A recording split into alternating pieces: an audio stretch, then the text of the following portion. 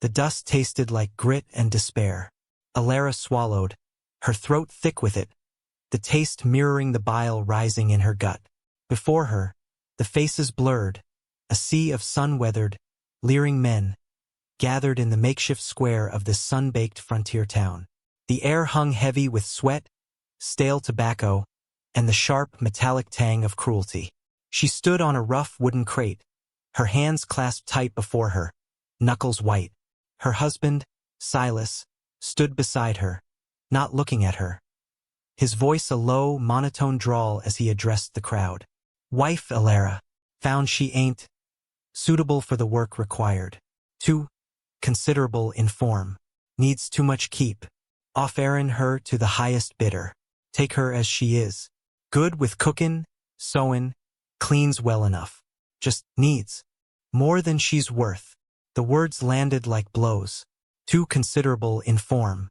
Needs too much keep. More than she's worth. She felt their eyes on her, cold, appraising, dismissive. The murmurs started, low and cruel, echoing Silas's words, adding their own commentary on her size, her perceived uselessness. Humiliation washed over her, hot and stinging, followed by a profound, chilling loneliness. She was livestock, unwanted, bartered away like a worn-out mule. Fear, sharp and immediate, pierced through the haze of shame. Where would she go? Who would take her? What life awaited the woman deemed unfit, not by her character or her skills, but by the shape of her body in a world that demanded lean, tireless utility. Her gaze swept desperately across the faces, finding no kindness, no pity, only hard calculation or vacant indifference, until it settled on a man standing apart from the main cluster, near the dusty edge of the square, leaning against the scarred hitching post. He was tall, broad-shouldered, dressed in worn range-clothes denim, faded bandana around his neck, a wide-brimmed hat pulled low shadowing his face. A cowboy, by the look of him, but not one of the town's regulars. There was a stillness about him, an intensity in his posture that set him apart. He wasn't leering. He wasn't laughing. He was just watching, his eyes, barely visible under the hat brim, fixed on her. They were unreadable, neither cruel nor kind, just observing. Silas cleared his throat. "All right, start the bid din. $5. A ripple of laughter went through the crowd. $5 wouldn't even buy a decent saddle blanket. It was another insult, a public declaration of her worthlessness. The humiliation deepened, threatening to suffocate her. She wanted to run, to scream, to disappear into the shimmering heat haze. But her feet were rooted to the crate, her body a heavy, immobile weight. The first few bids were derisory, cruel jokes lobbed from the crowd. $3. 2 chickens and a sack of potatoes. More laughter. Silas's face tightened in annoyance, more at the poor return than at the indignity inflicted upon her. Just as he was about to dismiss the auction as a failure, perhaps leaving her on the crate for the dogs, a voice cut through the mocking sounds. It wasn't loud, but it carried, clear and level. $50. The laughter died instantly. Every head turned. The voice had come from the edge of the square, from the tall, silent cowboy. $50 was a significant sum, enough to buy a good horse. Silas's head snapped up, his eyes widening in surprise and calculation. The crowd fell silent, stares now shifting from Alara to the man who had made the bid. He straightened from the hitching post, his movements slow and deliberate. He didn't look at anyone else, his gaze remaining fixed on Alara. $50. It was a fortune in this context, a bid that wasn't a joke. A lifeline thrown from the most unexpected corner, or perhaps a different kind of trap. Alara held her breath, watching him, trying to read the unreadable face shadowed by the hat. He took a step forward, then another, closing the distance, separating himself from the onlookers, walking towards the crate, walking towards her. The cowboy reached the crate, his gaze still steady on Alara's face. He didn't offer a hand to help her down, just stood there, a silent, imposing presence. Silas, momentarily stunned by the unexpected bid, recovered quickly, a greedy flicker in his eyes replacing his annoyance. $50, he says. Any advance on $50? The crowd remained silent, stunned by the sudden, serious bid. No one was willing to match or exceed it for her. The air crackled with unspoken questions, with suspicion directed at the newcomer. Why? Why would a man pay good money for a woman publicly declared a burden? The cowboy ignored them all. He reached into his pocket and pulled out a leather pouch, the jingle of coins clear in the sudden quiet. He shook out a pile of silver dollars onto Silas's outstretched palm. The metallic clink sealed the transaction. It was done. Silas counted the money quickly, eyes narrowed, still wary of the man who paid it. Satisfied, he stuffed the coins into his own pocket without a word to Alara, effectively washing his hands of her. He gave the cowboy a curt nod and melted back into the crowd, already forgotten. The cowboy turned his full attention to Alara. His eyes, she could see them now, were a light, clear gray, surprisingly calm in the harsh light. There was no judgment in them, only a quiet assessment. He didn't smile, didn't speak. He simply gestured with a slight tilt of his head towards the edge of town, towards a horse tied further down, a pack mule beside it. A silent command. Get down. We're leaving. Alara hesitated for a fraction of a second, her mind reeling. From public humiliation and abandonment to being bought by a stranger. The fear was still there, a cold knot in her stomach, but it was now mixed with a desperate, fragile thread of hope. Anything was better than staying here. Anything was better than the life Silas had offered, or rather, denied her. She carefully stepped down from the crate, her legs feeling unsteady. The cowboy waited patiently. As she reached the ground, he turned and began walking towards the horses. He didn't look back to see if she followed, seemingly certain she would. She gathered her worn shawl tighter around her shoulders and started walking, trailing a few paces behind him, away from the leering faces, away from the dust and the despair of the square. The journey was silent. They rode for hours under the relentless sun. The only sounds the rhythmic thud of hooves, the creak of leather, the whisper of wind through sparse, dry brush. He rode slightly ahead, a silent sentinel. He hadn't asked her name. She hadn't asked his. Dialogue seemed a luxury they couldn't afford, or perhaps didn't know how to initiate. Alara watched his back, broad, unyielding. He rode with an easy competence, a part of the landscape, not fighting it. Her initial terror began to ebb, replaced by a wary curiosity and a bone-deep exhaustion. He stopped only once, in the late afternoon, near a trickling stream. He dismounted, watered the horses, then filled a dented canteen and offered it to her without a word. She took it with trembling hands, the cool water a small miracle against her parched throat.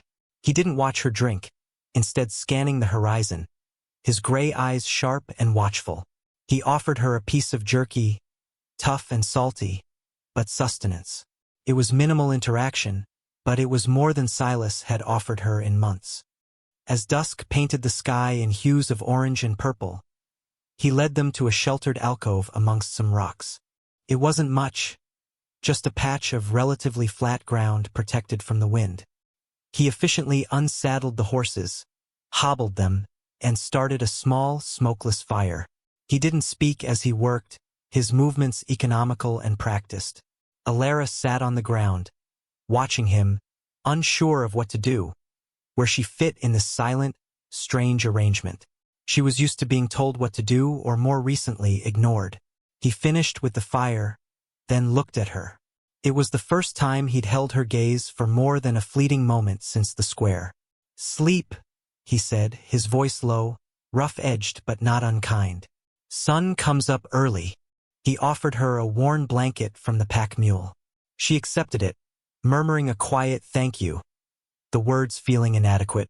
He simply nodded. He settled down on the other side of the small fire, his back against the rock face, hat pulled low again. He didn't sleep, she realized later, not truly.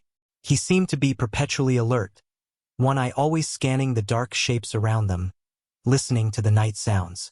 Alara lay wrapped in the blanket, the fire's warmth a small comfort against the chill that had crept in with the dark. She watched his silhouette against the flickering flames. He was a mystery, this man who had paid for her freedom from a public spectacle of degradation. Was he a good man? Was he dangerous? She knew nothing about him, his name, where he was going, what he intended. Yet, for the first time in a long time, she didn't feel entirely alone. The silence wasn't empty. It felt occupied by his quiet presence, by the shared space under the vast, star-filled sky. Sleep eventually claimed her. A fragile sleep punctuated by the rustle of leaves and the distant cry of a coyote. But it was deeper than she had expected. She woke before sunrise, stiff and sore, but alive. He was already up, tending to the horses. They continued their journey for several more days, the pattern remaining much the same: silent riding, minimal stops, quiet camps under the stars. Alara began to observe him more closely, the small things that spoke volumes. The way he handled his horses with quiet respect, the care he took with the meager provisions, the constant vigilance in his eyes. He wasn't unkind. He wasn't cruel. He simply was a man carved from the same harsh landscape they traversed. She learned his name eventually. Cain, he'd said one evening, tossing her another piece of jerky. Just Cain. He asked her name too. Alara. He hadn't commented on it, just nodded. As the days passed, Alara started to find her place. Tentatively. She began helping with small tasks at their camps, gathering dry wood for the fire, sorting provisions, washing their few dishes in streams. Cain didn't ask her to, but he didn't stop her. His gray eyes would watch her for a moment, a flicker of something unreadable passing through them, before he'd return to his own tasks. There was no expectation, no demand, just a quiet acceptance of her presence, her help. It was a different kind of connection than she had ever known, built on shared hardship, silent observation, and small, unsolicited acts of mutual aid. She saw his competence, his resilience, his quiet strength. He saw what? She didn't know. But he didn't look at her with judgment or disdain.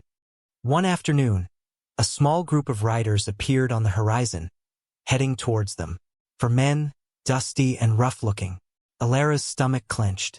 Cain stopped, his body stiffening, his hand hovering near the worn butt of the pistol on his hip. As they drew closer, Alara recognized one of them, a man who had been in the crowd at the auction, one of the louder, crueler voices. Her blood ran cold. They pulled up a few yards away, their eyes assessing Cain, then lingering on Alara with knowing, unpleasant grins. Well now, the man from the auction called out, his voice a sneer. Look what we have here. The bought woman and her buyer. Heard Silas got himself a pretty penny for you. Didn't he, missy? He laughed, a harsh, ugly sound. Figured maybe your new owner needed some help with the merchandise. The implication hung heavy in the air. Sickening. Alara shrank back, fear momentarily paralyzing her.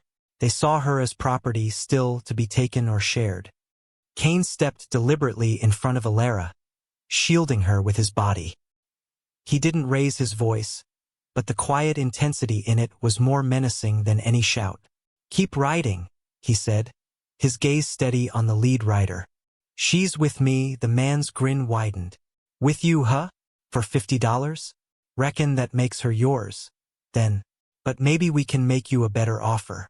Or just, take her. You outnumbered. Friend. Cain didn't respond with words. Instead, he slowly, deliberately drew his pistol. The movement was fluid, practiced. The air crackled with tension. The riders hesitated, their eyes flicking from the pistol to Cain's face, reading the implacable resolve there. He wasn't bluffing. This quiet man was ready to kill to protect the woman he had bought. The lead rider's grin faltered. He exchanged glances with his companions. Whatever they had intended, the price felt suddenly too high. After a tense moment that stretched into an eternity, the lead rider spat on the ground. Ain't worth the trouble, he muttered, turning his horse. His companions followed suit, sending one last, resentful look towards Alara. As they rode away, disappearing back into the shimmering heat, Alara exhaled slowly, her legs trembling. Cain didn't lower the pistol until they were well out of sight. He didn't turn to her immediately. He stood there for a moment, still vigilant, before slowly holstering his weapon. When he finally turned, his gray eyes met hers. There was no triumph, no expectation of gratitude, just resolve. In that moment, something shifted fundamentally. She saw not just a buyer, but a protector. He had claimed her not with chains or cruelty, but with quiet, deadly defense. He had stood between her and the world's continued attempts to degrade and commodify her. Tears welled in her eyes, unexpected and overwhelming. She didn't speak, couldn't. Words felt inadequate. He still said nothing, but he held her gaze, a silent acknowledgement of the shared danger, the unexpected alliance forged in the crucible of the frontier. The fear hadn't vanished entirely, but it was now tempered by a profound sense of something else. Safety, perhaps, and a dawning realization of her own resilience. She had survived, and this man, this quiet, stoic stranger, had somehow become her anchor in the storm. He didn't see her as too much, too considerable, too useless. He had paid a high price for her, yes, but he treated her with a quiet respect that had nothing to do with ownership and everything to do with seeing her as a person. He hadn't bought her as property. He had bought her freedom. They resumed their journey, the silence between them now different. It was no longer just empty space, but filled with unspoken understanding, with the weight of what had just transpired. Alara walked beside him now, not behind him. She felt stronger, the fear having burned away some of the lingering shame. She was not defined by Silas's cruelty or the judgment of the crowd. She was Alara, a woman who had survived, who could adapt, who could contribute. When they made camp that evening, she worked alongside Cain, gathering wood, preparing a simple meal, the movements easy and familiar between them.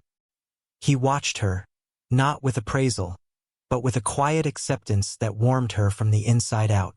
As they sat by the fire, the vast, indifferent sky above them, he spoke, breaking the long silence in a way that felt significant. "This country," Cain said, his voice low, gazing out into the darkness. "It don't care if you're man or woman, big or small. It just asks if you can stand." He looked at her then, his gray eyes reflecting the firelight. "You stood, Alara. You kept standing." It was more praise, more acknowledgement than she had ever received. He saw her strength, her quiet determination. He saw her, truly saw her, beyond the cruel labels. A sense of belonging, fragile but real, began to take root in her heart. She wasn't just the woman Silas had auctioned. She was a woman who had found her footing in a harsh land, alongside a man who saw her worth not in pounds or usefulness, but in her sheer will to endure. He hadn't called her his property, his wife, or his burden. He had called her by her name and acknowledged her strength. It was not the embrace she had envisioned, but it was an embrace nonetheless, an acceptance, a partnership, a quiet declaration in the desolate wilderness. In his steady gaze, Alara saw not a rescuer or an owner, but a companion. And in that shared look under the western stars, she finally began to call herself her own.